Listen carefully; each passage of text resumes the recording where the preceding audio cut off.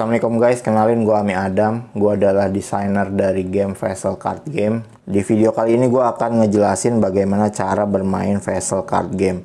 Jadi Vessel Card Game adalah sebuah game satu lawan satu seperti Vanguard, Magic the Gathering, Yu-Gi-Oh, Pokemon, dan lain-lain, Flash and Blood. Tujuan permainan ini adalah mengalahkan lawan kita dengan deck yang kita punya. Nah, untuk bermain Vessel Card Game yang kita butuhkan adalah sebuah deck Vessel Card Game seperti ini, satu identity card dan 30 kartu lainnya. Kemudian kita butuh playmat. Playmat ini yang ada di sini. Lalu kita butuh juga live tracking, dadu atau bisa ditulis juga pakai pulpen dan lain sebagainya. Kita akan bertarung satu lawan satu melawan orang yang punya deck juga. Tujuannya adalah mengurangi darah lawan sampai 0. Jadi kalau kita lihat di identity kita ada kartu ini 20 ini maksimum life pointnya identity ini. Kita bertarung sebagai dia. Nah, kalau darah kita life pointnya berkurang sampai 0, kita kalah guys. Ini playmat kita dan lawan kita juga ada playmatnya sendiri. Ini gua jelasin masing-masing playmatnya ya. Jadi pertama itu ada identity zone, itu tempat naruh identity kita. Nah, identity ini adalah karakter yang kita punya. Jadi ini cerminan kita di game ini. Kita sebagai dev. Kalau di sini contohnya kita sebagai dev. Dev ini adalah seorang polisi di masa depan untuk membasmi medium-medium. Dia punya ability ini.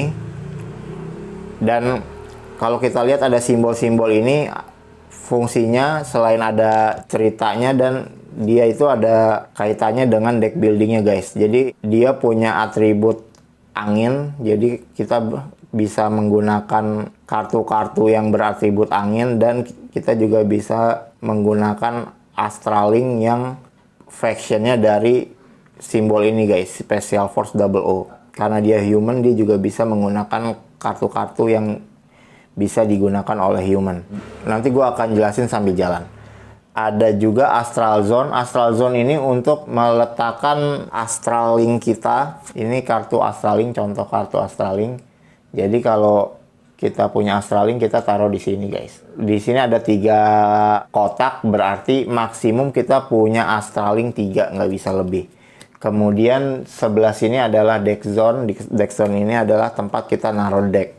Kemudian ada discard zone. Discard zone ini tempat kita naruh kartu yang udah kita tidak gunakan lagi di permainan. Lalu ada tapa zone. Ini adalah tempat kita naruh tapa. Apa itu tapa? Nanti kita akan jelasin sambil jalan. Sebenarnya masih ada 2 zone lagi, tapi nggak ada di playmat ini. Yang pertama adalah hand zone. Hand zone itu adalah kartu-kartu yang ada di tangan kita. Kartu di tangan kita itu berarti kartu yang ada di hand zone kita. Kemudian zona yang satu lagi adalah exile zone. Jadi zona yang tidak ada di mana-mana di game ini, tapi ada zona khususnya. Untuk main, pertama-tama kita taruh identity kita di identity zone. Kemudian kita shuffle kartu di deck kita, lalu diletakkan ke deck zone. Kemudian kita draw 5, ambil kartu 5 dari deck zone. Tapi ini karena kita tutorial, gue pilih aja ya kartunya guys ya. Anggap aja ini mainnya seperti main catur. Kalau main catur, giliran kita mainin 1 langkah, kemudian gantian musuh main 1 langkah, lalu kita main lagi 1 langkah, musuh main 1 langkah. Tapi kalau di card game itu ada fase-fasenya guys. Jadi satu giliran itu bisa melakukan banyak hal. Nah, untuk di game ini ada 3 fase. Pertama beginning phase, fase beginning, fase awal. Kemudian ada main phase dan ada end phase. Di beginning phase nanti kita akan mendapati 3 step. Pertama ada unrest step. Unrest step itu nanti kayak gimana kita akan jelasin sambil jalan. Kemudian ada standby step. Dan lalu ada draw step. Draw step itu ngambil 1 kartu dari deck.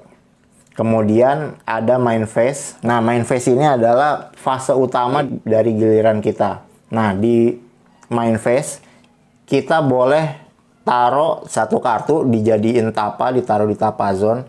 Nah, kartunya apa aja itu bebas guys. Bisa apa aja sesuai yang kita nggak butuhin sih, sesuai yang paling kita tidak butuhkan saat ini. Misal, karena gue punya Astralink 2, gue akan taruh Astralink gue 1 dijadiin tapa zone. Nah, taruhnya itu ditutup guys. Fungsi tapa itu ada dua. Fungsi yang pertama itu adalah menandakan kekuatan kita guys. Jadi kalau kita punya tapa 1, serangan kita itu 1 ke musuh. Jadi kalau kita nyerang, sekali serangan kita mengurangi darah musuh 1. Kalau tapa kita 3, sekali nyerang musuh itu darahnya berkurang 3. Fungsi yang kedua adalah tapa ini bisa di rest. Rest itu caranya adalah mengubah posisi tegak tapa menjadi miring. Itu disebutnya di rest. Nah, kalau di rest kita dapat satu move. Move-nya itu kita ada 4 macam move yang bisa kita lakukan. Move yang pertama itu adalah draw move. Draw move itu ngambil satu kartu dari deck, kita ambil, taruh ke tangan, itu namanya draw move. Terus move yang kedua adalah basic attack move. Basic attack move itu berarti kita melakukan serangan basic ke lawan, dimana powernya itu sebanyak tapa. Nah, karena tapa gua 1, jadi serangannya itu akan mengurangi life point lawan 1. Kemudian move yang ketiga itu adalah action move. Action move itu mengeluarkan kartu hijau, kemudian kita akan dapetin efeknya langsung. Contohnya ini, destroy target Astralink. Jadi kalau misalnya di Astral Zone musuh ada Astralink, kita bisa gunain action ini. Lalu efeknya jalan dan kartunya ditaruh di discard zone. Move yang keempat adalah inject move. Inject move itu naruh Astralink ke Astral Zone. Nah, Astralink ini kartu-kartu yang merah ini guys. Ini kita taruh di Astral Zone. Nah, jadi itu 4 move yang bisa kita lakukan di main phase kita, di fase utama kita. Kemudian gue akan ngejelasin beberapa hal penting yang ada di kartu Astralink. Sebelah kiri ini namanya adalah Astralink level guys. Jadi level Astralink itu ada level 1, 2, dan 3. Nah, di game ini kita punya yang namanya capacity. Jadi Astral Zone kita itu ada kapasitasnya, yaitu 3. Jadi kalau kita punya Astralink level 3, kita nggak bisa punya Astralink lain lagi di Astral Zone kita. Kalau kita punya lagi yang lain itu harus dikorbankan sehingga Astralink kita maksimal levelnya 3 di Astral Zone. Kemudian ini namanya Seven Guardian Tigre. Ini adalah card requirement. Kita cuman bisa menggunakan kartu Astralink ini kalau identity kita punya ini factionnya sama card requirement dari Astralinknya. Kemudian dia punya power 3 dan defense 1. Artinya ketika kita nyerang, kalau kita punya Seven Guardian Tigre di Astral Zone, serangan kita nambah 3 dan defense kita nambah 1. Jadi kalau musuh kita nyerang, serangannya itu dikurangin dari defense yang kita punya. Kemudian Astralink juga punya efek masing-masing di sini, beda-beda. Nah, itulah move-move yang bisa kita lakukan di main phase. Jadi ada 4, draw move, basic attack move, action move, dan inject move. Nah, di setiap move yang kita lakukan, musuh kita itu bisa melakukan reaction dengan mengeluarkan kartu reaction guys, yang warna kuning ini, secara gratis. Jadi nggak usah bayar lagi. Jadi setiap kita melakukan move, misal kita mau draw, maka musuh kita punya hak untuk mengeluarkan satu kartu kuning guys, secara gratis. Itu tadi main phase. Lalu setelah main phase masuk ke end phase. Di end phase itu tidak terjadi apa-apa biasanya, tapi ada kartu-kartu tertentu yang ada efek di end phase. Kemudian setelah kita tidak bisa melakukan apa-apa, maka giliran kita selesai, digantikan ke giliran lawannya guys. Setelah lawan selesai lagi, balik lagi ke kita untuk melakukan hal yang sama lagi. Masuk ke beginning phase, balik ke unrest step. Nah, unrest step itu kita merubah posisi yang miring-miring gini, tapa yang miring-miring gini, di rest lagi, di unrest lagi guys. Jadi berdiri gini. Sehingga di main phase kita bisa rest dia lagi untuk mendapatkan satu move. Seperti itu aja guys mainnya. Jadi kita akan ganti-gantian. Kita coba contohin ya. Ini jadi move pertama kita, di turn pertama kita. kita turunin si Seven Guardian Tigre.